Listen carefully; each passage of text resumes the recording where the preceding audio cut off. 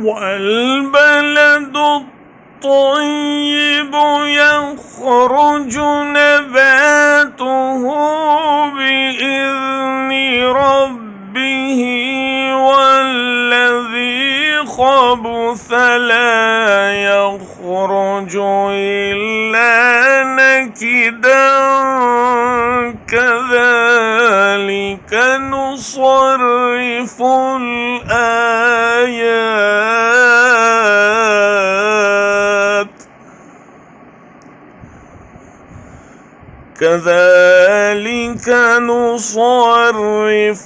الآيات لقوم يشكرون।